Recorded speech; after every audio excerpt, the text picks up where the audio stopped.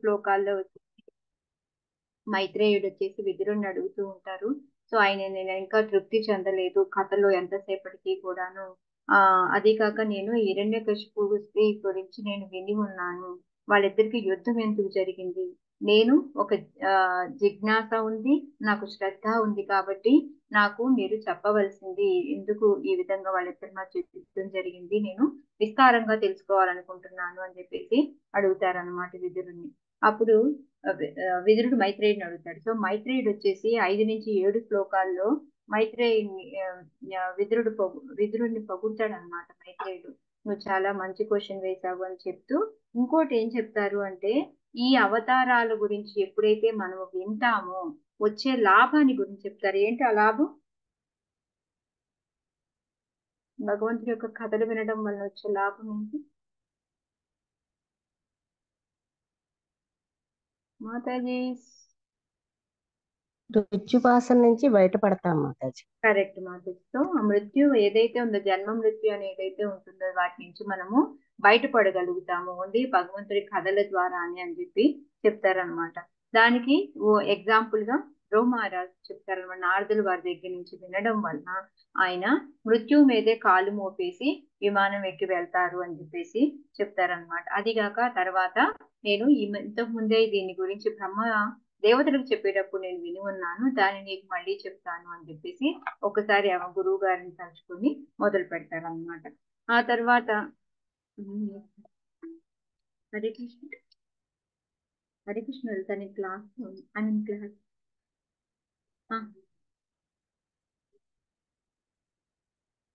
ఓ sorry Mataji. అక్కడి నుంచి ఇంకా మైత్రేయుడు బ్రహ్మను తలుచుకొని మళ్ళీ చెప్పడం మొదలు పెడతారనమాట. అయితే ఎక్కడి నుంచి ఎందుకు ఈ హిరణ్యాక్షుడి గురించి భగవంతుడికి వరాహస్వామికి ఎందుకు జరిగింది అనే దానికి ముందు అసలు హిరణ్యాక్ష ఎవరు, ఎలా పుట్టాడు, ఏంటి అనేది దాని వృత్తాంతం చెప్తూ ఉంటారు అనమాట. సో ఎవరు హిరణ్యాక్ష యొక్క తల్లిదండ్రులు ఎవరు? కశ్యపుడు, అదితి దితి. ఎస్. సో కశ్యపుడు వచ్చేసి ఆయన సంధ్యా సమయంలో మనకి 3 త్రిసంధ్యలు ఉంటాయి అని తెలుసు, ఉదయము, మధ్యాహ్నము, సాయంకాలము. సో ఈ సంధ్యా సమయంలో ఎప్పుడైతే మనకి సూర్యుడు అస్తమిస్తూ ఉంటాడో అదే టైంలో ఆయన భగవంతుడికి ఆఫరింగ్ చేసి అంటే అగ్నికి ఆహుతి చేసి యజ్ఞం చేసి ఆయన సమాధిలో ఉంటారు అనమాట. సమాధిలో ఉన్నప్పుడు ఈ దితి వస్తుంది. దితి వచ్చేసి ఆమె నాతో సంభోగించండి అని అడుగుతుంది అనమాట. అడిగినప్పుడు సింపుల్ గా అడిగేసి ఊరుకోదు. ఆమె ఎన్నో రకాలుగా కారణాలు చెప్తూ ఉంటుంది అనమాట. సో ఏమేంటి చెప్పింది అంటే ఫస్ట్ వచ్చేసి మన్మధుడు నన్ను తొలిచేస్తూ ఉన్నాడు, ఆయన బాణం వదిలేశాడు, నా శరీరం అంతా కూడా కామవాంఛతోటి రగిలిపోతూ ఉంది. ఎలా అయితే ఒక మదపటి ఏనుగు అరటి చెట్టుని పీకుతుంది అలా ఒళ్ళంతా పాకింది నాకు అనేసి కోరిక అనేసి చెప్తుంది అనమాట. తర్వాత 11వ శ్లోకాలు వచ్చేసి నేను ఎందుకు అడుగుతున్నాను దీన్ని అంటే విరుద్ధంగా అడగట్లేదు, ధర్మానికి విరుద్ధంగా అడగట్లేదు, నాకు సంతానం కోసమే అడుగుతున్నాను. నా తోటి అందరూ కూడా 13 మంది అందరూ కూడా కశ్యపుణ్ణి చేసుకుంటారు, మిగతా 12 మందికి సంతానం ఉంటుంది, నాకు ఒక్కదానికి సంతానం ఈర్షతో అసూయతో ఉన్నాను. సో అసూయ తొలగించాల్సిన బాధ్యత నీదే కాబట్టి అనేసి ఇంకోటి చెప్తుంది అనమాట. తర్వాత 12వ శ్లోకాలు ఏం చెప్తుంది అంటే ఎప్పుడైతే నాకు మంచి పిల్లలు పుడతారో వాళ్ళ ద్వారా పేరు ప్రఖ్యాతులు నాకే కాదు నీకు కూడా వస్తాయి అని చెప్పి చెప్తుంది అనమాట. నెక్స్ట్ వచ్చేసి ఎప్పటి నుంచో నేను నీతో అటాచ్ అయ్యి ఉన్నాను, ఎప్పుడైతే మా తండ్రి ఎవరిని చోటు చేసుకోవాలి అని అనుకుంటున్నాను అంటే నీలాంటి అతన్ని చేసుకోవాలి అని నిర్ణయాన్ని కూడా చెప్పున్నాను. సో అందరితో పాటు నేను కూడా అదే విధంగా ఫెయిత్ఫుల్ గా ఎలా అయితే మిగతా అక్క చెల్లెళ్ళు వాళ్ళు ఎలాగా నీకు సేవ చేసుకుంటూ నమ్మకంగా ఉన్నారు అదే విధంగా నేను కూడా ఉన్నాను, మరి నాకెందుకు పిల్లలు లేకుండా ఉండాలి అనేసి అడుగుతూ ఉంటుంది అనమాట.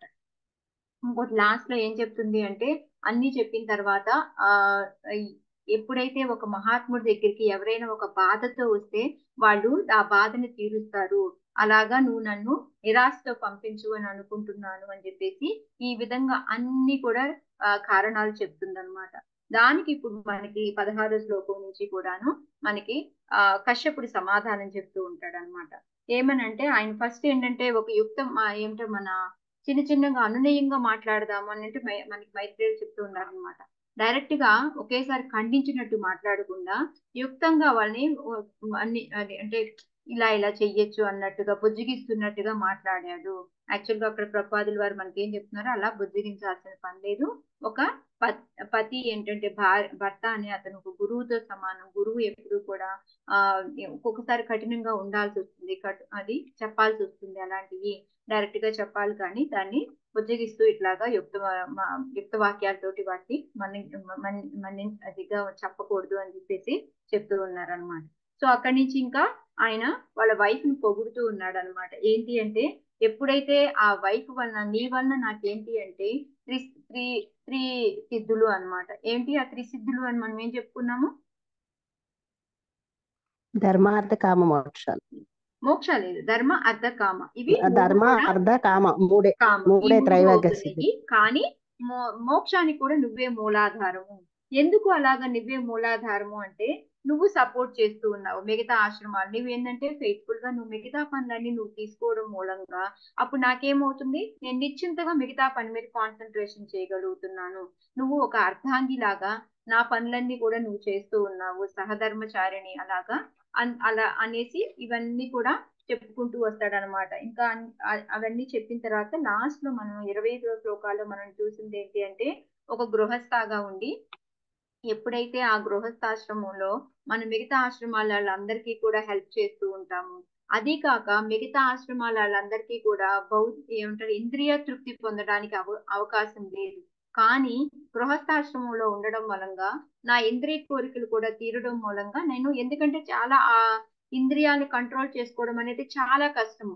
బట్ కానీ ఆ కోరిక వచ్చినప్పుడు నువ్వు నెరవేరుస్తున్నావు కాబట్టి నాకు అవి ఎక్కువగా వెళ్ళిపోవట్లేదు, నేను వాటిని నియంత్రించుకోగలుగుతున్నాను నీ వల్ల అని చెప్పేసి వీటన్నిటి ఉపయోగాలు చెప్పి ప్రభుపాదుల వారు మెయిన్ గా మనకి ఈ శ్లోకంలో ఏం చెప్తున్నారు అంటే, ఎప్పుడైతే మనం ఒక గృహస్థాశ్రమంలో ఉన్నారో మన బాధ్యత ఏంటి అంటే ఉత్తమమైన బ్రహ్మచారుల్ని, వానప్రస్థుల్ని, సన్యాసుల్ని ఉత్పత్తి చేయడం, అంటే మనం పుట్టించుకోవడం అనేది. సో దానికోసం నేను మాతాజీ మనకి గర్భధారణ సంస్కారం అలా చేస్తే ఉత్తమమైన పిల్లలు పుడతారు.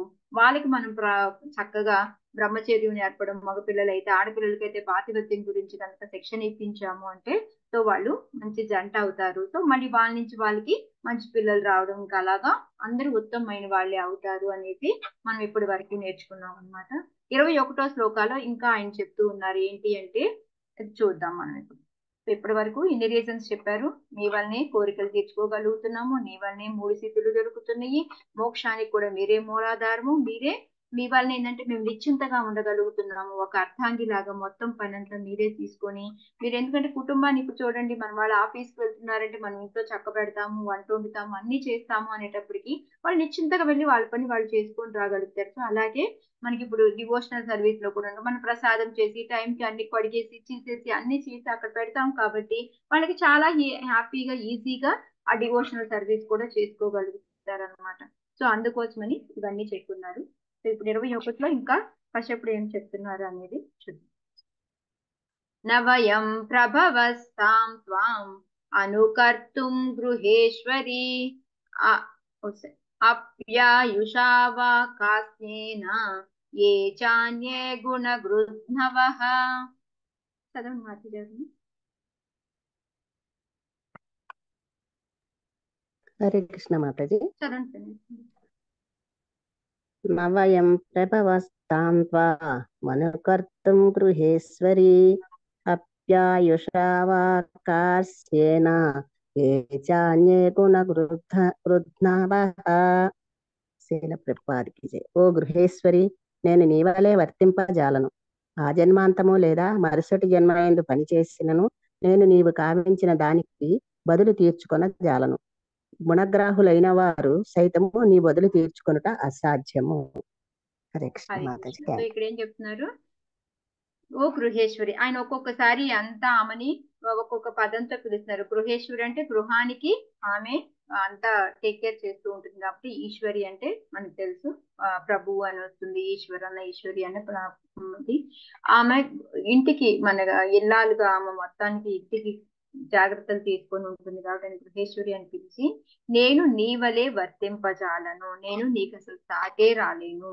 ఎందుకు అంటే నువ్వు చేసిన దానికి నువ్వు మా ఇంద్రియ తృప్తి తీర్చడం కానీ, మా సగం పనులు చేయడం కానీ, మిగతా ఆశ్రమాల వాళ్ళని టేక్ కేర్ చేయడం కానీ, మీ వలన మాకు త్రిసిద్ధి రావడం కానీ, ఇవన్నీ చూస్తే వీటన్నిటి వలన మీరు చేసేదానికి ఆ జన్మాంతం అంటే ఈ జన్మంతా మళ్ళీ మరుసటి జన్మ కూడా మనము ఎంత చేసినప్పటికీ కూడా నీ బదులు తీర్చుకోలేను అని చెప్పి చెప్తున్నా. అంటే ఇప్పుడు నీకు కావలసిన కోరిక తీర్చినప్పటికీ కూడా నేను నీకు నీకు ఏమంటారు, నువ్వు చేసిన సేవకి మొత్తం అంతా ఆ జన్మాంతం కూడా రుణపడి ఉంటాను అని చెప్పి చెప్తూ ఉన్నారనమాట.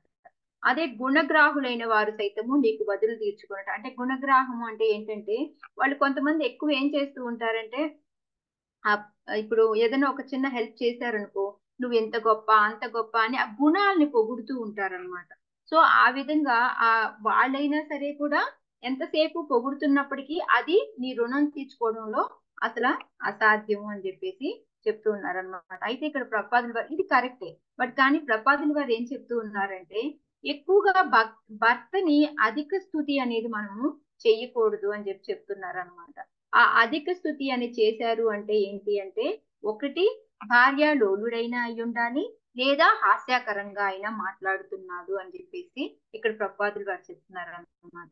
ఎందుకంటే అవసరానికి మించి ఎక్కువ పొగుడుతున్నాము అంటే ఏంటి, మనకి ఏదైనా ఒక పని ఉంటే ఆ పని చేయించుకోవడానికి, లేదా ఇంకోటి భార్యతో అంత ఇంకా ఏమంటే ఆమె హెన్ పెక్డ్ హస్బెండ్ అని అంటారు చూడండి, ఇంకా భార్య భార్య ఏమి చెబితే అది చేయడానికి రెడీగా ఉంటాడు కాబట్టి ఆ విధంగా అయినా ఉంటుంది అని చెప్పేసి ప్రపాదులు వారు చెప్తున్నారు అనమాట ఇక్కడ కింద. సో భర్తతే కావింపబడు భార్య యొక్క అధిక స్థుతి అతడు భార్య లోలుడనియు, లేదా అతడు సరసాలాపములు కావించుచున్నాడనియు సూచించును. గృహస్థులైన వారు స్వర్గభోగములను బోని ఇంద్రియ సుఖమును అనుభవించురనియు, అదే సమయమున నరకమును పడే భయమును కలిగి ఉండురనియు పలుకుట కశ్యపుని ఉద్దేశము.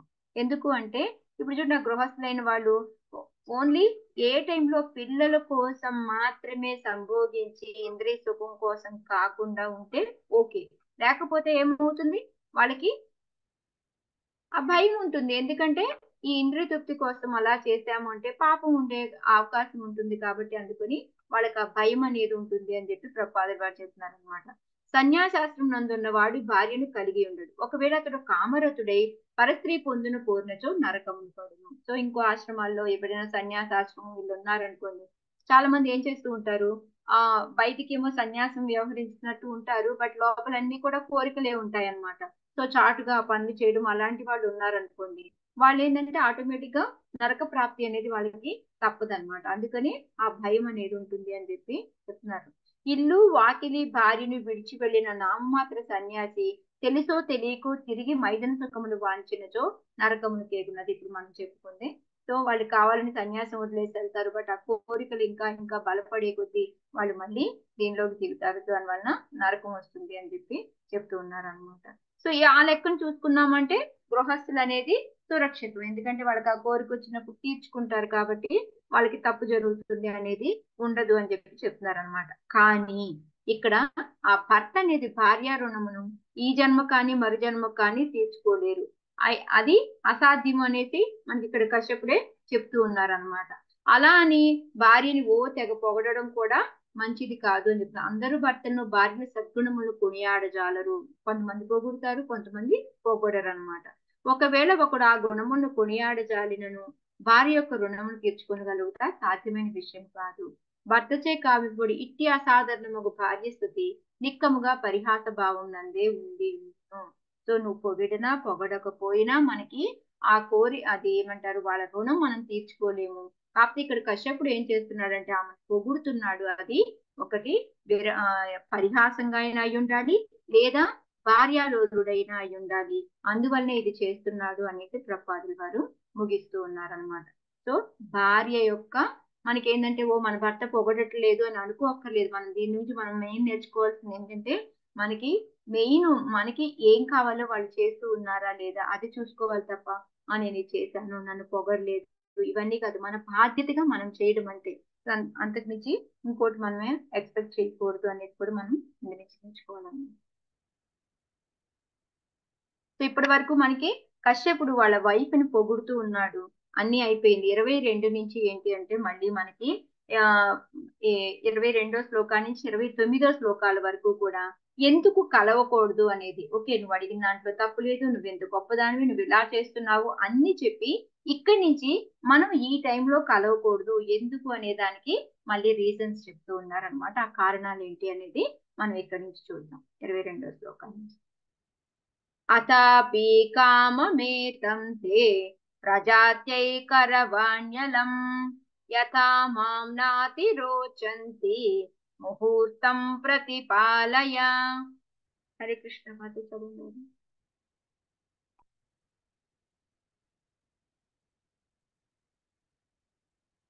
హరే కృష్ణ.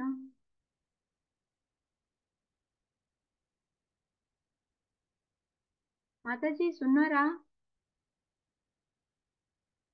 ఎవరు పలకడం లేదండి. కృష్ణ మాతాజీ హరే ఉన్నా కృష్ణ. ఉన్నా ఎవరు చదవండి మాత. అదాపి కామమేతం తే ప్రజాత్యైకరవాణ్యలం యథా మాం నాతి రోచంతి ముహూర్తం ప్రతిపాలయ. నీ బదులు తీర్చుకున్నట అసాధ్యమైనను సంతానార్థమై శీఘ్రమే నీ కామవాంఛను సంతృప్తి పరచగలను. కానీ ఇతరులు నన్ను నిందింపకుండుటకై కొలది క్షణములు వేచి ఉండుము. హరే కృష్ణ. హరే కృష్ణ. థ్యాంక్ యూ మాతాజీ. సో ఇందాక మనకి గృహస్థాశ్రమం వాళ్ళకి కోరికలు తీర్చుకోవచ్చు అదని చెప్పారు కదా, దానికి ఒక చిన్న ఎగ్జాంపుల్ చెప్పుకోవచ్చు మనం. ఎలాగంటే ఇప్పుడు మనకి ఒక డ్రైవింగ్ లైసెన్స్ వచ్చింది అనుకోండి, నాకు డ్రైవింగ్ లైసెన్స్ వచ్చింది కాబట్టి నేను ఇష్టం వచ్చిన డ్రైవ్ చేస్తాను అంటే కుదురుతుందా?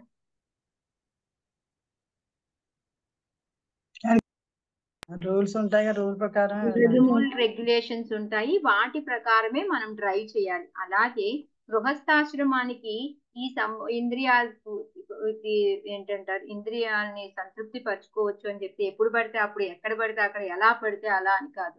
ఏ విధంగా అయితే మనకి ఒక రూల్స్ అండ్ రెగ్యులేషన్స్ ఉంటాయో వాటి ద్వారా మనం చేస్తేనే, లేకపోతే మనకు కూడా పాపం అంటుకోవడం, నరకంకి వెళ్ళడం అనే భయం మనకు ఓన్లీ మిగతా ఆశ్రమాల వారికి కాదు, గృహస్థాశ్రమానికి కూడా ఉంటుంది అనేది మనము తెలుసుకోవాలన్నమాట. సో ఈ శ్లోకాలు వచ్చేసి ఇక్కడి నుంచి మనకి ఎందుకు వద్దు అనేది చెప్తూ ఉన్నాడు అనమాట. ఓకే, నీది ఆల్రెడీ ఇందాక శ్లోకాలు ఏం చెప్పారు, నీ రుణము ఈ జన్మకు కానీ వచ్చే జన్మకు కానీ తీర్చుకోలేము అని చెప్పారు. అప్పటికి ఓకే, రుణం తీర్చుకోలేను, అది కష్టమే, అయినప్పటికీ కూడా నీకు సంతానార్థమే నువ్వు పిల్లల్ని అడుగుతున్నావు, దాంట్లో తప్పు లేదు కాబట్టి నేను సంతృప్తి పరుస్తాను. కాకపోతే నన్ను అందరూ కూడా నిందిస్తూ ఉంటారు ఈ టైంలో ఏంటి అని చెప్పేసి, అందుకని ఒక్క క్షణము, కొంచెం ఒక క్షణము అంటారు. ముహూర్తము అంటే మనకి 45 నిమిషాలని ముహూర్తం అంటారు అనమాట. సో ఆ ముహూర్తం టైంని వెయిట్ చేయి, ఎందుకంటే అప్పుడు ఆ సంధ్యా సమయం దాటిపోతుంది కాబట్టి. అది దాని వలన ఆయన్ని తిడతారు అని చెప్తారు. ఎందుకంటారు ఆయన తిట్టేది? అన్ని తెలుసుండి తప్పు చేస్తున్నారని. అంటే టైం కరెక్ట్ కాదు అని చెప్పడం అన్నమాట. టైం కరెక్ట్ కాదని. దానికి కూడా రీజన్స్ మనకి అన్ని మిగతా శ్లోకాల్లో వస్తాయి. ఎందుకు ఈ టైంలో ఎందుకు మైథునం చేయకూడదు, దాని వల్ల వచ్చే ప్రాబ్లమ్స్ ఏంటి, అసలు ఎవరు పనిష్మెంట్ ఇస్తారు, ఇవన్నీ కూడా మనకి ముందు ముందు శ్లోకాల్లో చెప్తూ ఉంటారు అనమాట. మెయిన్ గా ఏంటంటే మనకి ఈ టైం అనేది మంచిది కాదు అని చెప్తున్నారు కదా. ఇప్పుడు మనకి ఈ టైం అనేది మంచిది కాదు, మంచిది అని మనం ఒక భగవద్గీతలో ఒక చాప్టర్ లో అంతా కూడా విన్నాం. ఎవరికైనా గుర్తుందా ఏ చాప్టర్ భగవద్గీతలో వస్తుంది? ఇంపార్టెంట్ శ్లోక, అంతకాలే చ మామేవ శ్లోక కూడా ఉంది. ఏ చాప్టర్?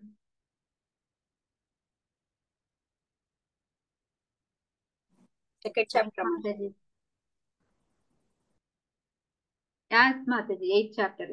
8th చాప్టర్ లో మనం చూసాము అంటే 8వ దాంట్లో అన్ని కూడా ఏ టైంలో ఈ ఆస్పీషియస్ టైం, ఈ టైంలో చనిపోతే ఇలా ఉంటుంది, ఈ టైంలో చనిపోతే ఇలా ఉంటుంది అని మొత్తం కూడా మనకి మంచి టైం ఇది, మంచి టైం ఇది కాదు అనేది ఏ విధంగా ఉంటుందో. సో ఈ కాల ప్రభావం అనేది మన అందరిలో కూడా కంపల్సరీ ఉంటుంది. సో అది మనకి ఇక్కడ చెప్తూ ఉన్నారు అనమాట. అందుకే మనకి భక్తిదాన్ శాస్త్రి మహారాజ్ కానీ వీళ్ళందరూ కూడా చూశారు అంటే సంతానార్థమై మనం సెక్స్ చేయడం అనేది తప్పు లేదు అనేది ఆయన ఎప్పుడు భక్తి యాక్చువల్ గా నైష్కర్మ బ్రహ్మచారి మీరు ఇక్కడ చూశారు అంటే. కానీ ఆయన ఏం చెప్తారు, 100 మంది వైష్ణవులు కంటాను అంటే, వైష్ణవుల్నే కంటాను అని గ్యారంటీ ఉంటే నేను అంతమంది పిల్లలకి పుట్టించడానికి రెడీగా ఉన్నాను అని చెప్తారనమాట. సో ఆ విధంగా ఏంటంటే మనము ఓన్లీ సంతానార్థము అలాగే చేయాలి. దానికి కూడా మనం ఇందాక చెప్పుకున్నట్టు ఒక డ్రైవింగ్ లైసెన్స్ ఉంటే ఎప్పుడు పడితే అప్పుడు ఎలా పడితే అలాగా డ్రైవ్ చేయడం కుదరదు. దానికి కొన్ని rules and regulations, right side కూర్చోండి, రైట్ సైడ్ కూర్చోవాలి. ఇప్పుడు మనకు ఉన్నాయి అనుకోండి ఇక్కడ కార్లు, ఒకవైపు ఉంటుంది డ్రైవింగ్ సీట్, అక్కడే కూర్చుంటారు. ఇండియా వెళ్ళి లేదు నాకు ఇక్కడ దుబాయ్ లో ఇలా అలవాటు ఉంది, నేను అక్కడ కూర్చొని అలాగే డ్రైవ్ చేస్తాను అంటే కుదురుతుందా? కుదరదు.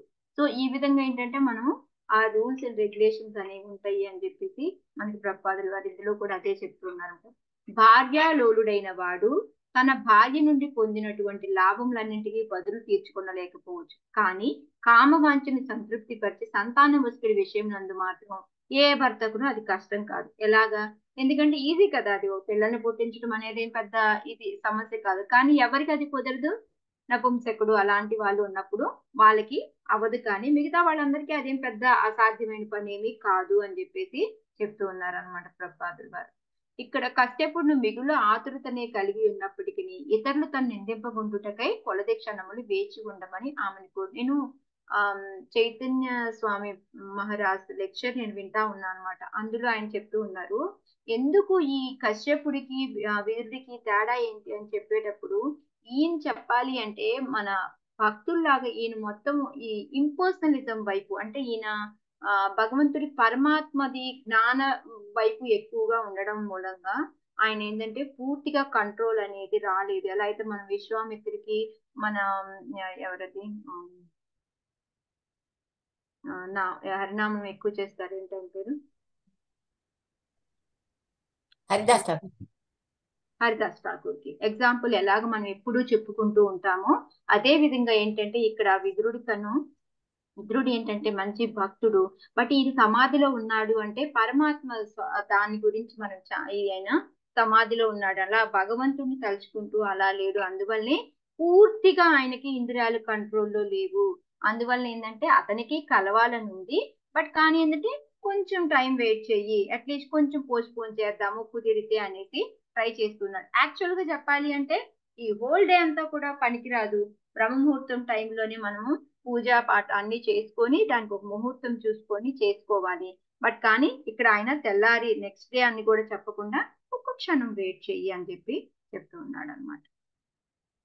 ఇంకా ఎందుకు ఆయన ఒక క్షణం నాకు నింద ఎందుకు వస్తుంది అనేది చెప్తూ ఉన్నారు అనమాట. ఇప్పుడు రెండో దాంట్లో ఏషా ఘోరతమా వేళ ఘోరాణం ఘోర దర్శన చరంతి యస్యాం భూతాని భూతేశానుచరాణిః. చదవండి మాధురి. హరే కృష్ణ మాత.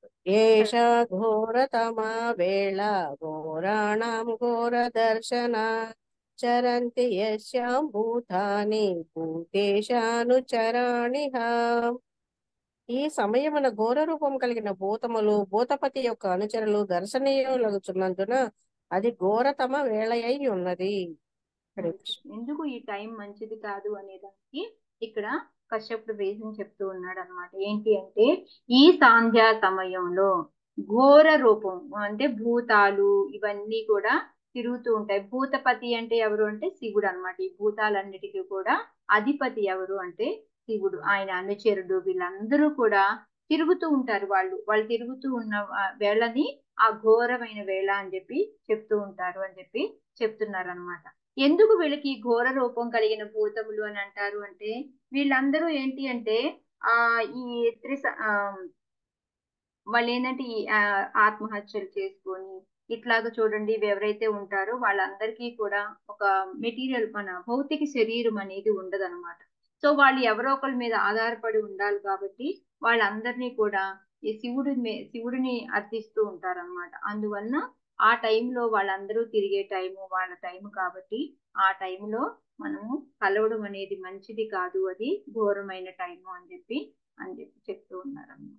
సో ప్రభుపాదులు కూడా పెద్ద ఎక్కువ రాయలేదు దీనికి. కొలది సమయమును వేచి ఉండమని కశ్యపుడు ఇదివరకే భార్య దుఃఖతో పలికి ఉండను. వేళను లెక్క పట్టనిచో ఆ సమయమున తమ ప్రభువుకు రుద్రునితో పాటుగా చెరించడి భూత ప్రేతము నుండి శిక్ష అనుభవింపవలసి వచ్చునని అతడు ఇప్పుడు ఆమెను హెచ్చరించున్నాడు. ఎందుకు శిక్ష వస్తుంది ఏంటి అనేది మనకి నెక్స్ట్ శ్లోకాలు తెలుస్తుంది. సో ఈ సాయం సంధ్యంలో ఏమవుతుంది, మనకి శివుడితో ఆ యొక్క అనుచరులు ఈ భూతాలు ఇవన్నీ తిరిగే టైం కాబట్టి వాళ్ళందరూ కనపడుతూ ఉంటారు కాబట్టి అది మంచిది కాదు మనకి ఈ టైంలో కలవడము అనేది. ఆమెకి ఎందుకు ఇది ఘోరమైన టైం అనేది దానికి ఆన్సర్ చెప్పారనమాట. ఇప్పుడు ఎందుకు పనిష్మెంట్ వస్తుంది ఎందుకు అనేది ఇప్పుడు చెప్తున్నారనమాట 24 శ్లోకాలు.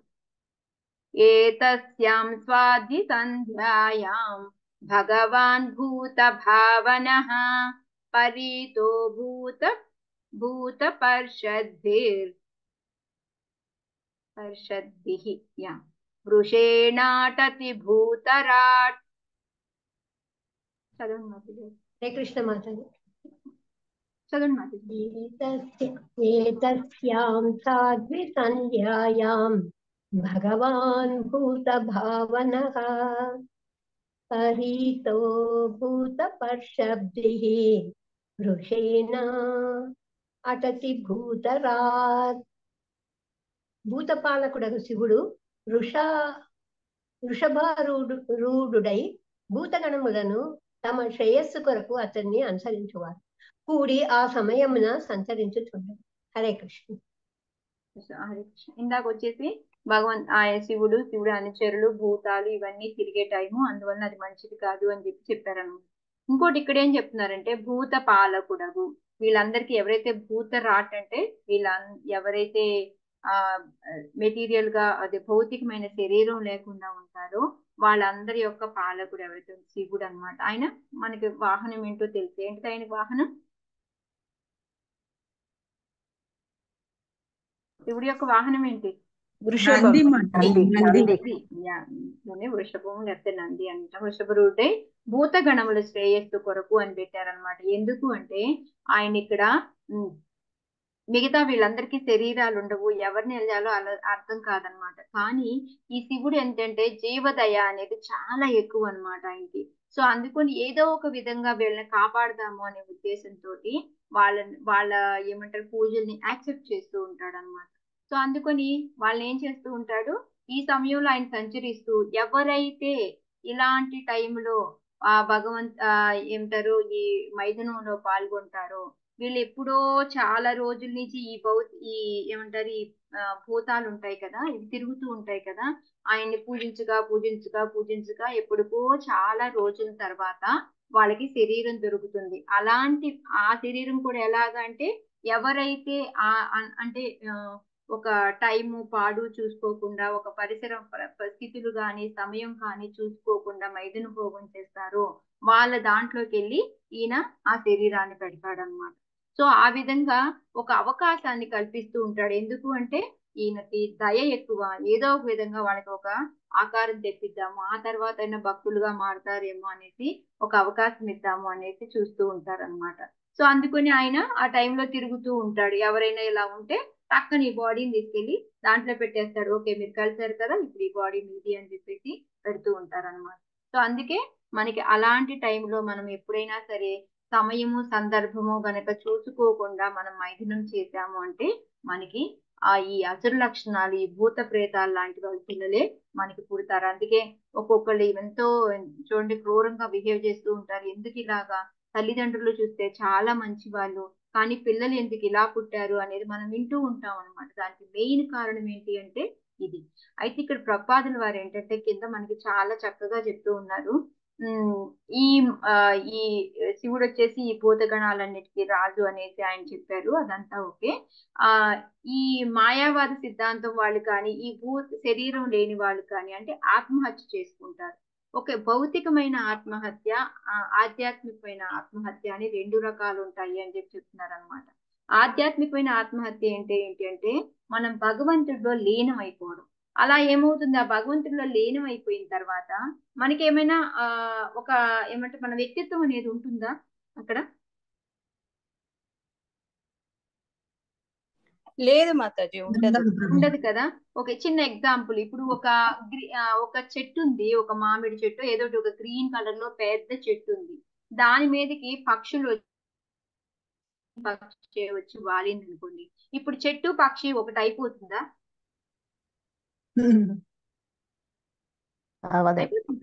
చూడడానికి కలిసిపోయినట్టు ఉంటుంది, బట్ దాని వ్యక్తిత్వం దానికి ఉంటుంది కదా. కానీ ఇక్కడ వీళ్ళేంటి భగవంతుడిలో కలిసిపోవాలి అనుకొని వాళ్ళ వ్యక్తిత్వాన్ని నాశనం చేసుకుంటున్నారు అనమాట.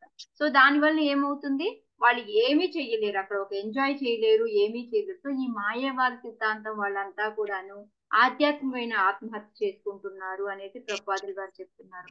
అదే భౌతికమైన ఆత్మహత్య అంటే ఏదో ఒకటి మన కోరికలు తీరకపో సంథింగ్ ఏదో మనం చూస్తూనే ఉన్నాం. అనేక రకాలుగా ఆత్మహత్య, భర్తతో గొడవలైనయను, లేకపోతే తల్లిదండ్రులు కోపడ్డారనో, లేకపోతే మార్పులు రాలేదనో, ఏదో ఒక విధంగా వాళ్ళకి ఉన్న గడువు కన్నా ముందే వాళ్ళు కావాలని ఆత్మహత్య చేసుకొని ఉంటారు.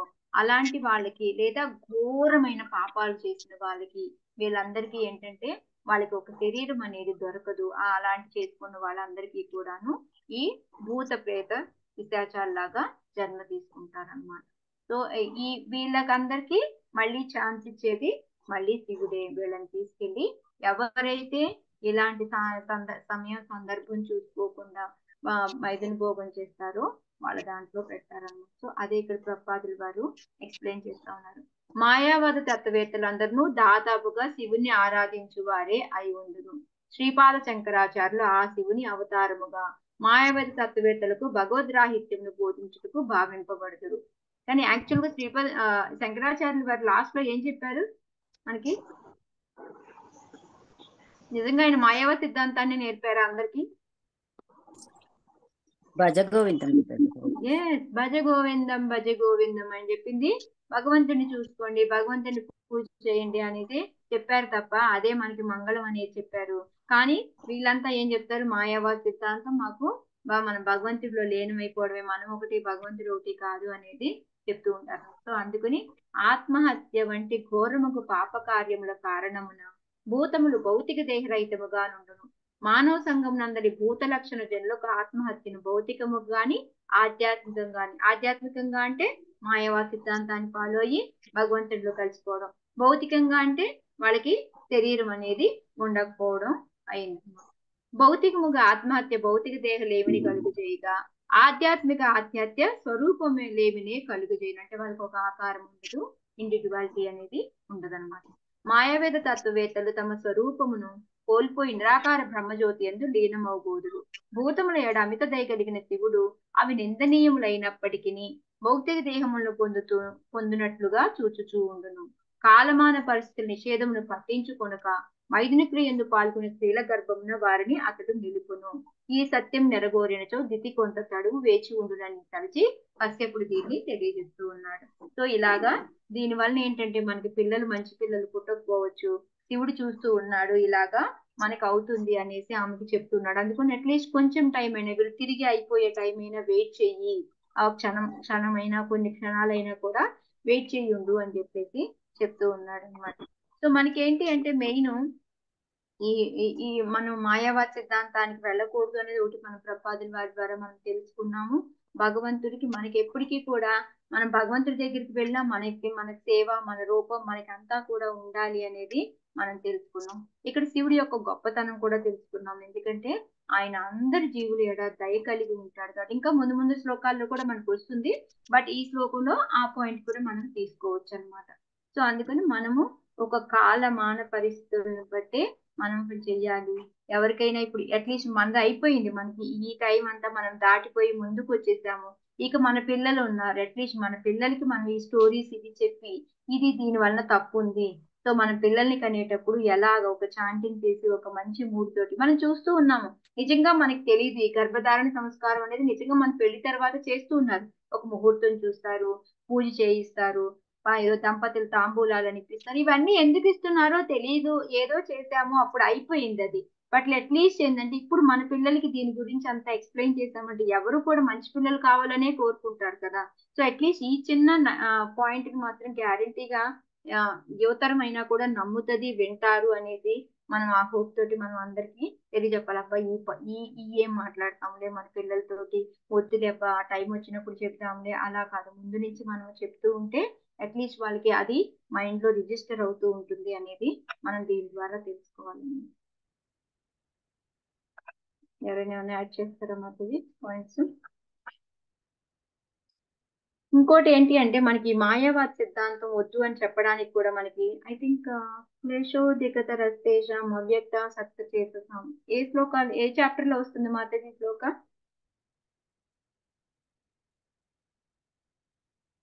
12వ చాప్టర్ మాతది. 12వ చాప్టర్ 5th శ్లోకం అనుకుంటున్నాను నేను. దాంట్లో వస్తుంది మనకి ఏంటంటే మనం ఏది మనకి మంచిది అనేది అర్జునుడు అడిగినప్పుడు భగవంతుడు చెప్తాడు అనమాట. ఇది కొంచెం కష్టతరమైనది, ఎందుకంటే భగవంతుడికి ఒక ఆకారం లేదు, అది చేయడం అనేది క్లేశోదికతరస్తేషం అవ్యక్తాసక్త చేతసం అవ్యక్తాహి దుఃఖం. ఒకసారి నేను మీనింగ్ కూడా చదువుతాను.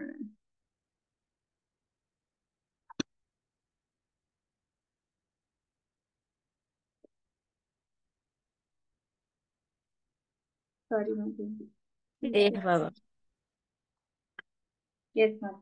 అగోచరమైన నిరాకార బ్రహ్మమునందు ఆసక్తితో కూడిన మనస్సు గలవారికి అభ్యుదయము చాలా క్లేశకరము. ఆ విధానమును ప్రగతి నందుట బద్ధజీవులకు ఎప్పుడూ కష్టతరమే. అందుకనే ఈ శ్లోకాన్ని మనం కోట్ చేసుకుంటూ మాయావాద సిద్ధాంతం అనేది కష్టతరం, అసలు సక్సెస్ అవ్వమని కాదు కానీ చాలా కష్టం. ఆ తర్వాత కూడా మనం కలిసిపోతే వచ్చే నష్టం ఏంటి, మనకి మన ఇండివిజువాలిటీ అనేది ఉండదు. సో అలా లేకుండా అక్కడ ఉండి ఏం చేస్తాము, కొన్ని రోజులు బోర్ కొడుతుంది, ఏం చేయలేము. సో దానికన్నా కూడా మనం భగవంతుడిని భక్తి యోగం ద్వారా మనం వెళ్ళాము అంటే చక్కగా అక్కడ మళ్ళీ మనము భగవంతుడి సేవ చేసుకోవచ్చు. అది ఏ భావంతో వెళ్తే ఆ భావంతో మనము సేవ చేసుకుంటూ ఉండొచ్చు అనేది ఇన్ని లెసన్లు మనం దీని ద్వారా నేర్చుకోవచ్చు అన్నమాట. సో 25లో ఇంకా ఏం కారణం చెప్తున్నారో చూద్దాం. శ్మశాన చక్ర నిలధూలి ధూమ్ర వికీర్ణ విద్యోత జటా కలాపః భస్మావగుంటా మలరుక్మదేహో దేవస్త్రిభిః పశ్యతి దేవరస్తే. హరే కృష్ణ మాతాజీ. చదవండి. శ్మశాన చక్ర నిలధూలి ధూమ్ర వికీర్ణ విద్యోత జటా కలాపః భస్మావగుంఠా మలరుక్మదేహో దేవస్త్రిభిః పశ్యతి దేవరస్తే. హరే కృష్ణ. శివుని దేహము ఎర్రనిదై ఉండును, అతడు నిర్మలుడే కాని భస్మముచే ఆచ్ఛాదితుడై ఉండును. శ్మశానమునందలి సుడిగాలిచే అతని జటాజూటము ధూళిమయమై ఉండును. నీ మర్రియగునతడు 3 కన్నులతో వీక్షించుచుండును. హరే కృష్ణ. హరే కృష్ణ. సో ఇక్కడ ఏంటంటే శివుడు తిరుగుతూ ఉన్నాడు అని చెప్పేసి ఆ శివుడికి చాలకుండా మనం ఎక్కడో ఒక ఏకాంత స్థలంలో ఎవరూ కనపడకుండా మనము ఆ పని చెయ్యొచ్చులే అని ఒకవేళ ఏమైనా డౌట్ పడుతుందేమో అనే స్థితి వెంటనే ఏం చెప్తూ ఉన్నాడు అనమాట. ఏంటి అంటే శివుడు ఎలా ఉంటాడు అనేది చెప్పి, ఆయన ఎర్రని దేహంతో ఉంటాడు, నిర్మలుడు, ఎప్పుడు శాంతంగా ఉంటాడు, కానీ ఎప్పుడు భస్మాన్ని రాసుకొనే ఉంటాడు అని చెప్పేసి చెప్తూ ఉన్నారనమాట. మన అందరికీ తెలుసు ఆయన ఎప్పుడు శ్మశానంలోనే ఉంటాడు. శ్మశానంలో ఉన్నప్పుడు ఏంటంటే ఆ బూడిదంతా కూడా భస్మం ఉంటుంది, అదంతా కూడా వస్తూ ఉంటుంది, అదంతా కూడా ఆ గాలితోటి ఆయన జటాజటం అంతా కూడా నల్లగా మాసిపోయినట్టుగా ఎప్పుడు ఉంటుంది అనమాట. అదే కాక నీ మరిది అని చెప్తున్నాడు. మనకి తెలుసు అతను ఏ విధంగా మరిది అనేది మనం చెప్పుకున్నాం. ఎందుకంటే ఈ 16 మంది పిల్లల్లో ఈ సతీ అనే ఆమె కూడా ఒక చెల్లి కాబట్టి ఆమెకి ఆల్రెడీ శివుని ఇచ్చి చేశారు కాబట్టి మరిది అవుతాడు, కాబట్టి అందుకని ఆమె మరిది అని చెప్పి చెప్తున్నాడు అనమాట కశ్యపుడు. అలా మరిది అని చెప్పి అతను చూడకుండా ఉంటాడేమో అని అనుకుంటున్నావేమో, ఆయనకి ఎన్ని కన్నులు ఉన్నాయి, 3 కన్నులు ఉన్నాయి అని చెప్పి చెప్తున్నారు అనమాట. సో కింద పర్పోర్ట్ చాలా పెద్దది, ప్రభుపాదులు వారు చాలా బాగా రాశారు. సో ట్రై చేద్దాము చదువుకుంటా ఎక్స్ప్లెయిన్ చేసుకోవడానికి. శివుడు సాధారణ జీవుడు కాడు, అతడు విష్ణు తత్వములకు కోవకు చెందిన వాడును కాడు. బ్రహ్మదేవుని పర్యంతముగు జీవులందరి కన్నను అతడు పరమ శక్తిమంతుడు, ఆయన విష్ణువుతో మాత్రము సమానము కాడు. సో ఇది అగ్రి అవుతారా మాతాజీ అందరూ? ఆయన విష్ణువుతో సమానం కాదు. చాలా మంది మనం చూసాము అంటే శివుడు ఈ విష్ణువుతో హరహర అనేది సేమేను, ఈక్వల్లే, సమానమే అని చెప్పి చెప్తూ ఉంటారు. సో ఇక్కడ ప్రభుపాదుల వారు సమానం కాదు అని చెప్పి చెప్తున్నారు. సో మనం ఎలా డీకోడ్ చేస్తాం ఎవరితో అయినప్పుడు మనం? ఎందుకంటే ఇప్పుడు మనం వెళ్ళి కృష్ణ గొప్ప అని చెప్తున్నాం అంటే ఇలాంటి క్వశ్చన్లు మనకి ప్రశ్నలు అనేకం వస్తూ ఉంటాయి మనకి.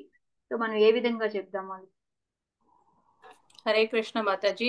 నాకు తెలిసి Vishnu one creation of the world, Krishna is the creation of the world. ఇంకొకటి శివుడు సదా కృష్ణుడినే ధ్యానంలో చేస్తూ ఉంటాడు కాబట్టి ఆయన కన్నా గొప్ప అని, కృష్ణుడు ఆయన కన్నా గొప్ప అని నాకు అనిపించేది మాతాజీ.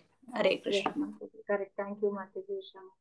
సో యాక్చువల్ గా ఏంటంటే శివుడిని వచ్చేసి మన జీవుని కింద జీవతత్వ కింద తీసుకోము, విష్ణుతత్వ కింద తీసుకోము అనమాట. ఆయనది శివతత్వాన్ని డిఫరెంట్ గానే ఉంటుంది. అయితే కొన్ని ప్లేసుల్లో విష్ణువుతో ఈక్వల్. ఎలా అంటే కొన్నిటికి, ఎలా ఇప్పుడు ఆయన మూడు అంటారు మన భూత భవిష్యత్తు వర్తమాన కాలాల్లో ఏం జరుగుతుందో ఆయనకి తెలుసు. ఆయన నశించుడు, సదాశివలోకం అనేది ఎప్పుడు ఉంటుంది. ఇవన్నీ కూడా కొన్ని ఈక్వల్ గా ఉంటాయి. బట్ కానీ జీవుడి కేటగిరీలోకి వస్తే బ్రహ్మదేవుడి కన్నా కూడా చాలా చాలా ఎక్కువ. అది మాత్రం డౌటే లేదు 100%. కాకపోతే విష్ణువుతో సమానం కాదు అని చెప్పడానికి మనకి బ్రహ్మ సంహితలో ఒకటి ఉంది. క్షీరం యదాదది వికార విశేష యోగ సంజాయతేనని అని శ్లోక వస్తుంది అనమాట. సో దాంట్లో ఏంటి అంటే ఇప్పుడు చూడండి, ఒక పాల నుంచి మనం పెరుగుని తీయగలుగుతాం. పెరుగు నుంచి పాలను తీయగలుగుతామా? అది అసంభవం కదా. సో ఉండడానికి క్వాలిటీస్ రెండు ఒకరే, తెల్లగానే ఉంటాయి. పాలును మరగబెట్టేసి దాంట్లో ఒక యాసిడ్ లాంటిది కలిపేసాము అంటే పెరుగు అయిపోతుంది. సో ఆ విధంగా అంతే, కానీ మనకి విష్ణువుతో సమానం మాత్రం కాదు అనేది మనం తెలుసుకోవాలన్నమాట. కాకపోతే మిగతావన్నీ కూడా ఉంటాయి అని చెప్పి ప్రపాదులు వారు చెప్తూ ఉన్నారు. ఇంకోటి ఏంటి అంటే మెయిన్ చాలా వాటిలో మీకు శివపురాణం కనుక చదివి ఉన్నారంటే దాంట్లో శివుడే విష్ణుకి సుదర్శనం ఇచ్చాడు, అవి ఇచ్చాడు, ఇవి ఇచ్చాడు అని చాలా గొప్పలు చెప్పుకుంటాయి అనమాట. మీరు చదివి ఉంటారు. సో అలా అంటే ఇప్పుడు పురాణాలు తప్పంటారా చెప్పింది? పురాణాల్లో రాసిన తప్పంటారా? మాతాజీ సందర్భాలు వేరుంటాయి మాతాజీ. అది ఇచ్చిండొచ్చు, చదివిండొచ్చు, వినిండొచ్చు, కానీ అక్కడ సందర్భాన్ని బట్టి మనం అర్థం చేసుకోవాలి. ఎందుకు ఇచ్చాడు అనేది అర్థం చేసుకోవాలని నాకు అనిపిస్తుంది మాతాజీ. కరెక్ట్ మాతాజీ. అయితే ఇది యాక్చువల్ గా అంటే మనకి తెలుసు 14 మన్వంతరాలు అనేవి ఉన్నాయి. దాంట్లో ఒక మన్వంతరం ఏంటంటే తామస మన్వంతర అని ఉంటుంది అనమాట. ఆ తామస మన్వంతరాలు విష్ణువు ఏంటంటే మొత్తం పవర్స్ అన్ని కూడా శివుడికి ఇస్తాడనమాట. ఇది నీ రాజ్యం, నువ్వేం చేస్తావో చేసుకో అనేసి ఆయనకి ఇస్తారు. సో ఆయన ఇచ్చినప్పుడు ఆయన ఆధిపత్యం వహిస్తూ మిగతా వాళ్ళందరికీ శక్తిని ఇస్తూ ఉంటారనమాట. సో ఆ ఒక్క సందర్భాన్ని పెట్టుకొని వాళ్ళ శివపురాణం రాస్తారు. బట్ ఇదంతా వాళ్ళకి తెలియదు, ఈ 14 మన్వంతరాలు ఉంటాయి అనేసి. ఇది ఓన్లీ తామస మన్వంతరంలో జరిగింది అని, దానికి కూడా విష్ణువే ఈయనకి శక్తి పవర్స్ ఇచ్చాడు అనేది ఇవన్నీ కూడా తెలియవు అనమాట. సో ఇందుకు ఇవన్నీ ఎక్కువ నేను డిస్కస్ చేస్తున్నాను అంటే మనకి ఇవి ఎక్కువగా మనకి బయట వచ్చే ఎందుకంటే శివుడికి పూజ చేసే వాళ్ళు ఒప్పుకోరు, విష్ణువు పూజ చేసే వాళ్ళు ఒప్పుకోరు. మనం కృష్ణ గొప్ప అన్నామంటే ఏం కాదు, వైకుంఠమే పైన అంటారు, ఇంక దాని తర్వాత ఏం లేదు అంటారు. సో మనకి బ్రహ్మ సంహిత ఇలా చాలా ఎగ్జాంపుల్స్ ఉంటాయి అన్నమాట. ఇంకా చెప్పుకుంటూ పోతే 1 డే క్లాస్ అంతా కూడా దీని గురించి తీసుకోవచ్చు. అమోఘలీలా ప్రభు లెక్చర్ ఉంది మాకు, అంటే బట్ అది హిందీలో ఉంది. నెక్స్ట్ టైం నేను మొత్తం మీకు ఒక రోజు ఆ క్లాస్ తీసుకొని దాని గురించి నేను చెప్తాను మొత్తం. ఆయన ఎక్కడెక్కడ శ్లోకాస్ తీసుకున్నారు, ఎగ్జాంపుల్స్ అవన్నీ కూడా నేను తర్వాత చెప్తాను అన్నమాట. సో కొన్ని ఎగ్జాంపుల్స్ ఇప్పుడు నేను చెప్తూ ఉన్నాను. సేమ్ అలాగే ఏంటంటే మనకి బ్రహ్మ సంహితలోనే వస్తుంది. ఎలాగంటే ఇప్పుడు బ్రహ్మకి ఎగ్జాంపుల్ చెప్పాలి అంటే ఇప్పుడు సూర్యుడి నుంచి గనక ఒక మణిని పెట్టామనుకోండి ఎదురుగా, మణిలో నుంచి మళ్ళీ కూడా సూర్యుడి కాంతి వస్తుంది. బట్ కానీ డిఫరెన్స్ ఏంటంటారు? అదే కాంతి బయటకు వస్తుంది, బట్ కానీ ఏంటి తేడా వస్తుంది? రిఫ్లెక్షన్ మణిలో నుంచి బయటకు వచ్చేటప్పటికి అంత శక్తివంతంగా ఉంటుందా? సూర్యుడి నుంచి వచ్చే అంత శక్తిగా ఉంటుందా? దాంట్లో ఉండదు. పవర్ అనేది తగ్గిపోతూ ఉంటుంది అనమాట. సేమ్ అది బ్రహ్మని ఎగ్జాంపుల్ గా చెప్పాలి అంటే, భగవంతుడికి బ్రహ్మకి ఉన్న ఎగ్జాంపుల్ చెప్పాలి అంటే ఈ మణి ఎగ్జాంపుల్ చెప్తూ ఉంటారు అనమాట. శివుడికి అంటే మనం ఇందాక చెప్పుకున్నట్టు పాలు పెరుగు ఎగ్జాంపుల్ చెప్తూ ఉంటారు అనమాట. అదే విష్ణువు నుంచి అందరికీ శక్తి వస్తుంది అలా అని అందరూ ఈక్వల్ అని చెప్పడానికి ఫస్ట్ ఒక క్యాండిల్ ఉంటుంది. ఆ క్యాండిల్ తోటి మనం మిగతా ఒత్తులన్నీ వెలిగించామనుకోండి, ఈ చూడడానికి అన్ని ఒకటే కాంతినిస్తాయి, ఒకేలాగా ఉంటాయి. బట్ కానీ డిఫరెన్స్ ఉంటుందా లేదా ఫస్ట్ క్యాండిల్ కి దాని నుంచి వెలిగించిన వాటికి? చూడడానికి ఉండదు చూడడానికి ఉండదు, బట్ కానీ శక్తి దాని వల్లనే వచ్చింది కాబట్టి శక్తి వచ్చింది కాబట్టి దీనికి కాంతి ఇది ఎక్కువ ప్రముఖంగా ఉంటుంది అనమాట. సో అలాగేంటంటే విష్ణువు నుంచి వచ్చే అవతారాలన్నిటికీ కూడాను విష్ణువు నుంచే వస్తాయి. సేమ్ వచ్చినప్పటికీ కూడా దీని విలువ దీనిదే. ఎందుకంటే ఫస్ట్ క్యాండిల్ ఫస్ట్ది. ఇప్పుడు అంతే కదా, మనకి ఎంతో మంది సంతానం ఉన్నారు అనుకోండి, ఫస్ట్ సంతానం విలువ ఫస్ట్ సంతానందే కదా, వాళ్ళకి ఎక్కువ ఉంటుంది కదా. ఫస్ట్ పుట్టాడు దానికి ప్రేమ అన్ని ఎక్కువ ఉంటాయి కదా. అదే విధంగా ఈ ఫస్ట్ క్యాండిల్ కి డిఫరెన్స్ అనేది ఉంటుంది కాబట్టి చూడడానికి మాత్రం ఏమీ కనిపించదు అనేది మనకి ఈ ఎగ్జాంపుల్స్ తీసుకొని చెప్తూ ఉంటారు అనమాట. ఇంకా వచ్చేసి శివుడు పార్వతీదేవి వీళ్ళిద్దరూ కూడాను ఎప్పుడు ఎక్కడ ఏం చేస్తూ ఉంటారు అంటే భాగవతాన్ని చేసుకుంటూ ఉంటారు. మనకి ఇంకోటి వచ్చేసి భాగవతంలో 12వ గ్రంథము 13వ అధ్యాయము 16వ శ్లోకం అన్నమాట. దాంట్లో వస్తుంది నిమ్నగానం యథాగంగా దేవి నాయచ్యుతో యథ అచ్యుత అన్నమాట. దేవుల్లో వచ్చేసి వైష్ణవానాం యథా శంభు పురాణం ఇదం తథ. అంటే మనకి ఈ అన్నిట్లో కన్నా గంగా గొప్పది. అదే విధంగా దేవుల్లో చూసుకున్నాము అంటే అచ్యుతుడు నారాయణుడు గొప్ప. అదే విధంగా భక్తుల్లో చూసుకున్నాము అంటే శంభు గొప్ప. అదే విధంగా భాగవత స్క్రిప్చర్స్ లో చూసుకున్నామంటే భాగవతం గొప్ప అనేది మనకి ఈ శ్లోకం ద్వారా తెలుస్తూ ఉంటుంది అనమాట. అందుకని శివుడు ఏంటంటే ఒక మంచి మహాభక్తుడు, దాని కింద తీసుకోవాలి తప్ప విష్ణువుతో సమానం అనేది. బట్ కొన్ని క్వాలిటీస్ అయితే ఉన్నాయి నటించకపోవడం. కానీ ఇప్పుడు అలా అని బ్రహ్మని ఇప్పుడు ఏదైనా ఏంటంటే ఆయన లాస్ట్ లో మనకి ప్రణయం సృష్టించినప్పుడు బ్రహ్మ అందరూ కూడా చనిపోతారు, ఎవరికైనా వెళ్ళిపోతారు. అలా అని విష్ణువు చనిపోయాడని ఎక్కడైనా ఉందా? శివుడు విష్ణువుని చంపాడు అని ఎక్కడైనా వస్తుందా? రాదు. సో అందుకని వాళ్ళిద్దరూ ఈక్వల్ కాదు అని చెప్పడానికి ఇలా ఎన్నో మనం ఎగ్జాంపుల్స్ ని యూజ్ చేసుకోవచ్చు అనమాట. సో ఇప్పుడు 3 కళ్ళు ఏంటి అనేది ప్రపాదులు వారు చెప్తున్నారు అనమాట. శివుడికి ఒక కన్ను చంద్రుడు, ఒక కన్ను సూర్యుడు అయితే మధ్యలో ఉన్న 3వ కన్ను ఏంటంటే అగ్ని అన్నమాట. ఆ అగ్ని నుంచే ఆయనకి ప్రళయం అనేది సృష్టించడం అదన్నీ కూడా జరుగుతూ ఉంటుంది అని చెప్పేసి, అది ఎంతటి గొప్ప జీవుడైనా సరే ఆ అగ్నితోటి ఆయన నశింపజేయగలిగితే ప్రళయం ఆయన ద్వారానే సంభవిస్తుంది అనేది చెప్తున్నారు అనమాట. అందుకే ఇక్కడ ఏంటంటే ఆ చక్కని గృహాదుల నడుమ విలాసంగా ఆయన జీవించడు. ఒకసారి మనకు స్టోరీ కూడా వస్తుంది కదా, పార్వతీదేవి ఎందుకు మనకు ఒక మంచి ఇల్లు ఉండి మనం ఎందుకు ఉండకూడదు అంటే సరే అనేసి ఆయన ఇంటికి తీసుకెళ్తాడు. అందరినీ ఒక బ్రాహ్మణుని అందరినీ పిలుస్తాడు.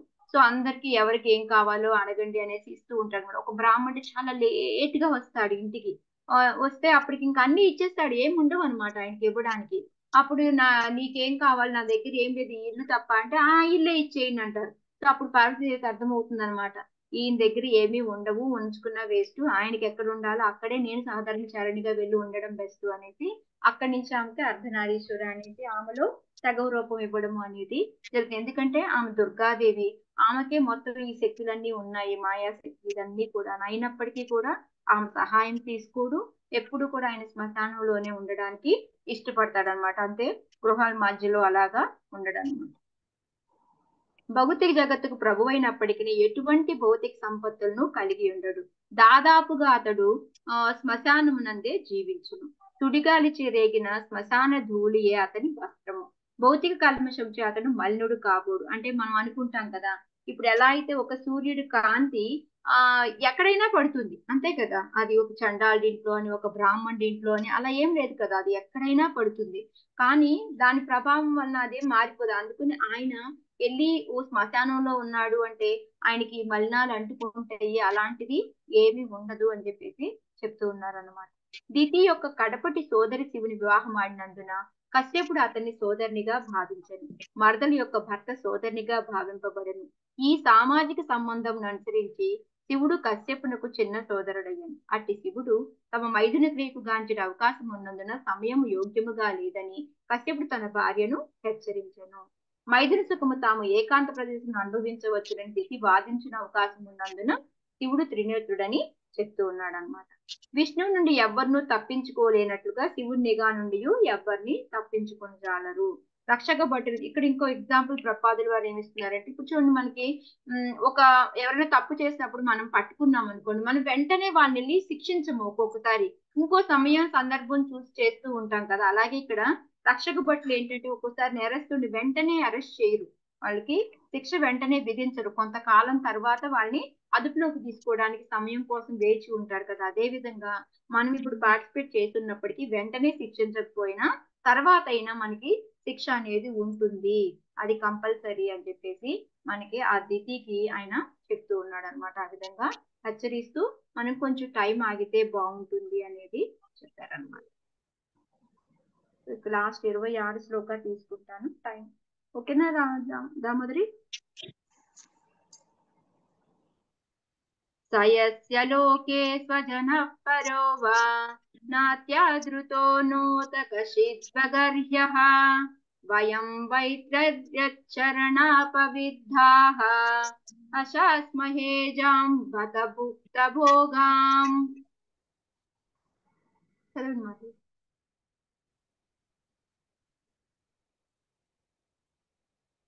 హరే కృష్ణ.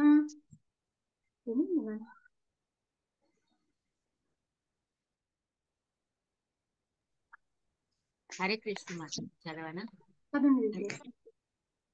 నయస్య లోకే స్వజనః పరో వా నాత్యాదృతో నోత కశ్చిద్ విగర్హ్యః వయం వ్రత్తైర్యచ్చరణాపవిద్ధాం అశాస్మహే జాంభత భుక్త భోగాం. హరే కృష్ణ. శివుడు ఎవరినీ కూడా తన బంధువుగా భావింపడు. అలాగని అతనితో సంబంధం లేని వారు ఎవరునూ లేరు. ఎవరిని అతడు పరమ అనుకూలురని గాని లేదా నిందనీయులని గాని భావింపడు. అతని భుక్త శేషమును మనము గౌరవముతో సేవింతుము. అతనిచే పరిత్యజించబడిన దానిని అంగీకరింతుమని మనము వ్రతమును పట్టి ఉన్నాము. హరి కృష్ణ. హరే కృష్ణ. హరే కృష్ణ. సో ఇందాక ఆయన ఏం చెప్పారు? మరిది అని చెప్పారు కదా. ఓ నా బంధువేలే, నాకేం పనిష్మెంట్ ఇస్తా. మనం ఒక్కోసారి చూడండి, మన బంధువులు గాని అలా ఉన్నప్పుడు వాళ్ళు తప్పు చేసినా చూసి చూడనట్టుగా వదిలేస్తూ ఉంటాం కదా. సో అలా ఏమన్నా మళ్ళీ అనుకుంటుందేమో అనేసి దితికి మళ్ళీ చెప్తున్నాడు అనమాట. ఏం చెప్తున్నారంటే, శివుడు ఎవరిని కూడా బంధువులుగా అనుకోడు, స్వజన అని అనుకోడు అనమాట. ఎందుకంటే ఈ ఎప్పుడైనా సరే ఆయన మెటీరియల్ గా ఎవరిని స్వజన, భౌతికంగా ఎవరిని స్వజన అనుకోడు అనమాట. ఆధ్యాత్మికంగా చూసామంటే మనం భగవంతుడి నుంచి అందరినీ వచ్చాం కాబట్టి అక్కడ అందరినీ స్వజన అని అనుకుంటాడు. అందుకని ఆయన ఎవరిని కూడా తన బంధువుగా అనుకోడు అని చెప్పేసి చెప్తా ఉన్నామంట. మనకి భగవద్గీతలో కూడా వస్తుంది స్వజనోని అనేసి, మనకి శ్లోకాలు చాలా వస్తాయి అర్జునుడు చెప్పడం అది. అలాగని అతనితో సంబంధం లేని వారు ఎవ్వరూ లేరు. మనందరము కూడా అతనితో రిలేటెడ్ అయి ఉన్నాం. ఏ విధంగా రిలేటెడ్ అయి ఉన్నాం మనం అందరమే ఆయనతోటి? ఎవరి ద్వారా వచ్చాం మనం అందరం బయటికి? ఈశ్వరుడు పార్వతి నుంచి. కరెక్ట్. అందువల్ల ఏంటంటే మన అందరికీ సంబంధం ఉంది. అలాని ఆయన మనందరినీ స్వజన అని బంధువులు గాని ఎప్పుడు అనుకోడు. కాబట్టి ఒక జీవుల్లాగా చూస్తాడు, వాళ్ళ మీద దయతో ఉంటాడు అనమాట. జీవదయ అనేది ఆయనకి ఎప్పుడు ఉంటుందన్నమాట. అందుకని ఒకవేళ చుట్టాలు కదా ఏం చేయరు అని అనుకుంటున్నావేమో అనేసి చెప్తున్నారు. ఎవరిని అతడు పరమ అనుకూలురని గాని లేదా నిందినీయులని గాని భావింపడు. అలాని అందరినీ ఈక్వల్ గా చూస్తాడు అనమాట. ఓకే వీళ్ళు నాకు ఎక్కువ, వీళ్ళు తక్కువ అని ఏ విధంగా ఉండదు అనమాట. అందరినీ ఒకే రకంగా చూస్తూ ఉంటాడు. సో అతని భుక్త శేషమును మనము గౌరవముతో సేవించుము. మన ప్రసాదం మనం చాలా చోట్ల మనకి చూసామంటే, భువనేశ్వర్ వెళ్ళారు అంటే అక్కడ మనకి లింగరాజ్ టెంపుల్ అని ఉంటుంది. దాని పక్కనే ఒకటి అనంత వాసుదేవ టెంపుల్ ఉంటుంది. ఫస్ట్ అనంత వాసుదేవులో భగవంతుడికి పెట్టిన తర్వాత దాన్ని ముందు వంట చేసి అక్కడ పెట్టిన తర్వాత భగవంతుడికి పెట్టిన తర్వాత ప్రసాదం అంటాం అనమాట. ఆ ప్రసాదాన్ని మళ్ళీ భక్తుడికి పెడతారు, అంటే ఇక్కడ లింగరాజుకి పెడతారు అనమాట. ఆ లింగరాజుకి పెట్టిన తర్వాత అది మహాప్రసాదం అవుతుంది. సో అక్కడికి దేవతలందరూ కూడా వచ్చి తినడానికి రెడీగా ఉంటారు అన్నమాట. ఇది యాక్చువల్ గా మనందరికీ తెలుసు, విమలాదేవికి ఆఫర్ చేస్తూ ఉంటారు. అక్కడ దాన్ని బట్టి మళ్ళీ ఇక్కడ మళ్ళీ ఇలాగనమాట. అక్కడ పూరి జగన్నాథ్కి పెట్టి విమలాదేవికి పెడతారు పూరిలో. ఇక్కడ వచ్చేసి భువనేశ్వర్ లో అనంత వాసుదేవికి పెట్టేసి లింగరాజుకి పెడతారు. సో దీన్ని తినడానికి దేవతలు అందరూ కూడా వస్తారు. అది మనం ఆ మహాప్రసాదం తినగలిగాము అంటే ఎంతో అదృష్టం చేసుకున్నాము అని చెప్తూ ఉంటారు అన్నమాట. అందుకని ఇక్కడ అది భుక్త శేషమును మనందరినీ గౌరవంతో సేవిస్తాము అని చెప్తున్నట. అతనిచే పరిత్యజించబడిన దాన్ని అంగీకరించుమని మనము వ్రతమును పట్టి ఉన్నామంటే, ఎప్పుడైతే అతను తినేసి వదిలేస్తాడో దాన్నే మనం తీసుకుంటాము అని మనము ఆల్రెడీ మనం అందరం ఇది చేస్తూ ఉన్నాం, ఇలాంటి వ్రతాన్ని పాలిస్తూ ఉన్నాం. కాబట్టి నువ్వు అలా బంధువు అనేసి అలా అనుకోకు అని చెప్పేసి తనకి చెప్తూ ఉన్నారు. ఓకే, ఇవాళ టైం అయిపోయింది మాతాజీ. రేపు పర్పోర్ట్ కూడా చాలా పెద్దది ఉంది. సో ఇది రేపు మళ్ళీ మనం డిస్కస్ చేసుకుందాము, ఓకేనా? హరే కృష్ణ. ఎవరికైనా ఏమైనా డౌట్లు ఉంటే అడగండి.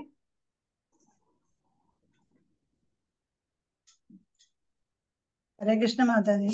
చెప్పండి జయలక్ష్మి. రామానందరాయ్ గురించి అలా కొంచెం చెప్తారా? రామానందరాయ్ గురించి ఏం మాతాజీ? వాళ్ళు ఏమైనా స్పెషల్ ఏనా? ఏమో ఈ పొద్దున్న ఏదో అనుకున్నారా, అందుకోసం నాకు అర్థం కాదు. రామానందరాయ్ అపీరెన్స్ డే మాతాజీ ఈ రోజు. అవునా? ఓకే, చెప్తావా అనుకున్నా మాతాజీ? జస్ట్ 2 minutes, ఎక్కువ లేదు. ఏముండదు. డిసపియరెన్స్ డే, అపియరెన్స్ కాదు, డిసపియరెన్స్ డే. వైష్ణవ డిసపియరెన్స్ డే ఉంది. డిసపియరెన్స్. తెలుగులో యాక్చువల్ చెప్పాలంటే ఒక చాప్టర్ అంతా ఉంటుంది మాతాజీ. ఆయనకి ఒక చైతన్య మహాప్రభు యొక్క క్లోజ్ గా ఎవరున్నారు అంటే ఎక్కువ వచ్చేసి స్వరూప దామోదర అండ్ రామానందరాయే చెప్తారన్నమాట. స్వరూప దామోదర ప్రభు వచ్చేసి పాటలు పాడుతూ ఉంటారు, రామానందరాయ్ వచ్చేసి భాగవతం భగవద్గీత వినిపిస్తూ ఉంటారన్నమాట చైతన్య మహాప్రభుకి. సో చివరి వరకు కూడా వీళ్ళిద్దరి సాంగత్యంలోనే ఉంటారు, అంటే వీళ్ళిద్దరే చైతన్య మహాప్రభుతో ఉంటారు. చెప్పండి. ఈయన రామానందరాయ్ వచ్చి భావానందరాయ్ అనే భక్తుడి యొక్క పుత్రుడు. ఆయనకి 5 మంది పుత్రులు ఉంటారనమాట. అయితే భావానందరాయ్ కూడా ఆయన మహాభక్తుడు. చైతన్య మహాప్రభుని కలవడానికి వెళ్తాడు పూరిలో. వెళ్ళినప్పుడు అక్కడ చైతన్య మహాప్రభుని చూసి ఆయన నమస్కరించిన తర్వాత అప్పుడు చైతన్య మహాప్రభు ఆయన చూస్తానే చెప్తాడనమాట, మీరు పోయిన జన్మలో పాండురాజు, కుంతీదేవి మీ భార్య, మీకు పంచపాండవులు ఉన్నారు. ఆ పంచపాండవులే ఇప్పుడు 5 మంది మీకు 5 మంది కొడుకులుగా పుట్టారు అని చెప్తారనమాట. సో దాంట్లో మొదటి కొడుకు రామానందరాయ్. అంటే ఆయన్ని అర్జునుడి శాఖతో కూడా పోలుస్తారు. అర్జునుడు వచ్చి విశాఖ సఖి, అంటే రాధారానికి ఆమె ఎంతో దగ్గర అయిన విశాఖ అంటే ఆమెకి ఎంతో ప్రియమైన ఆమె కాబట్టి ఈ రామానందరాయని విశాఖ అంశంగా, విశాఖాదేవి అంశంగా పోలుస్తారనమాట. సో ఈయన ఎక్కడ ఉంటారు అంటే చైతన్య మహాప్రభు దక్షిణ భారత యాత్రకి వెళ్ళినప్పుడు అక్కడ రాజమండ్రిలో ఆయన ఒక గవర్నమెంట్ జాబ్ చేస్తుంటారనమాట. అక్కడ ఉంటారు రామానందరాయ్ గారు. అక్కడికి వెళ్ళాక కలుస్తారు. కలిసినంటే ఒక నది, గోదావరి నది ఒడ్డున కలుస్తారు. కలిసిన వెంటనే వాళ్ళకి ఇంతకుముందు చైతన్య మహాప్రభుని కలుస్తున్నట్టు లేదా ఆయన రామానందరాయని కలుస్తున్నట్టు తెలియకుండా కలిసినా కూడా వాళ్ళిద్దరికి ఆ కనెక్షన్ అనేది ఏర్పడుతుంది అనమాట. వెంటనే తెలిసిపోతుంది వీళ్ళ చైతన్య మహాప్రభుకు తెలుసు ఆయన మహాభక్తుడని. అప్పుడు రామానందరాయ్ ఆయనకి నమస్కరించి దాని తర్వాత వాళ్ళిద్దరూ బృందావన్ గురించి చైతన్య మహాప్రభు, రామానందరాయ్ మంచి భక్తుడు, వైష్ణవుడు అనమాట. అయితే ఆయన ఎక్కువ ఫిలాసఫీ ఉంటుంది ఆయన దగ్గర. సో నీకేం తెలుసో చెప్పమంటారు చైతన్య మహాప్రభు.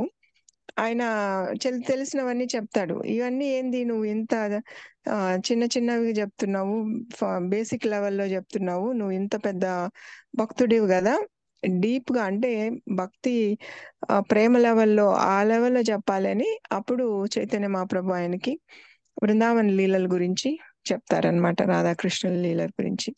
చెప్పిన తర్వాత ఆయన దర్శనం ఇస్తాడు. రాధాకృష్ణులు కలిసి చైతన్య మహాప్రభు వచ్చినట్టు రాధాకృష్ణుల దర్శనం ఆయన ఇస్తాడనమాట. ఇచ్చి చెప్తారు, ఎవరికి చెప్పకు, ఇది నేను నీకు దర్శనం ఇచ్చాను, అందరినీ విముక్తి చేయడానికి వచ్చాను కాబట్టి నేను భక్తుడిలాగా రాధారాణి యొక్క భావంలో వచ్చాను కాబట్టి నేను అలాగే ఉండాలి, కాబట్టి నువ్వు ఇది ఎవరికి చెప్పొద్దని చెప్పి తర్వాత ఇప్పుడు బ్రహ్మ సంహిత చూస్తుంటే చైతన్య మహాప్రభు బ్రహ్మ సంహిత అక్కడ కేరళలో త్రివేంద్రంలో ఆయన దొరికినప్పుడు రామానందరాయ్ కూడా ఆయన కాపీ ఇచ్చి ఒక అంటే అప్పుడు అది మాన్యుస్క్రిప్ట్ లాగా దొరుకుతుంది అనమాట. అప్పుడు అంటే ప్రింటింగ్ లాగా ఎంత ఏమి ఉండవు కదా, అప్పుడు దాన్ని చేత్తో రాసి అందరూ తలా ఒక కాపీ, అప్పుడు రామానందరాయ్ కూడా ఒక కాపీ ఆయన బ్రహ్మ సమితిని తీసుకుంటారనమాట. అప్పుడు ఆయన చైతన్య మహాప్రభు తోటి తిరిగి పూరికి వచ్చేసి అక్కడ చాలా లీలలు ఉంటాయి అనుకుంటా కదా మాతాజీ, పూరిలో చాలా లీలలు జరుగుతాయి. చాలా ఉంటాయి మాతాజీ, ఇంకో రోజు చెప్పుకుందాంలే మాతాజీ, అవన్నీ లీలలు ఎక్కువ ఉన్నాయి. ఇంతకు ముందు తెలియదు. Thank you very much Mataji, అసలు వేళ కొంచెం టచ్ చేశారుగా, చాలా సంతోషం. హరి బోల్ మాతాజీ. థ్యాంక్స్ చెప్పాలి.